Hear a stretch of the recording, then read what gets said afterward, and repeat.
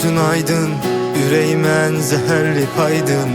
Sevə bilməyəcəkdinsə əgər niyə ürəyimə bu kədəri yaydın? Get, get, geri dönmə, yaraşmaz o sözlərə dönmək. Mənim etdiklərimi görmədin, olsun özgə sevənlərə örnək. Get, get, geri dönmə, yaraşmaz o sözlərə dönmək. Mənim etdiklərimi görmədin, olsun özgə sevənlərə örnək. Sevmirdin deyə bilməzsən, sevgimi axı hər kəs gördü.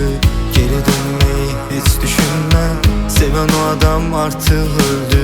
Sükut içimdə yaman böyüdü, o parıltı çoxdan söndü. Bəli, dəyişmir bəzi şeylər, gedənlərsə sonunda döndü.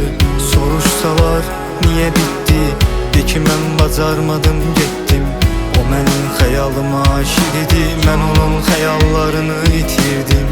İçimdəki sevinç indi ölür, heç kim bunu anlamır və görmür. Gözəlim səni sevdiyim andan, ürəyimdəki alışan alov sönmür. Get, get, geri dönmə, yaraşmaz o sözlərə dönmək. Mənim etdiklərimi görmədin, olsun özgə sevənlərə örnək. Get, get, geri dönmə, yaraşmaz o sözlərə dönmək. Mənim etdiklərimi görmədin, olsun özgə sevənlərə örnək.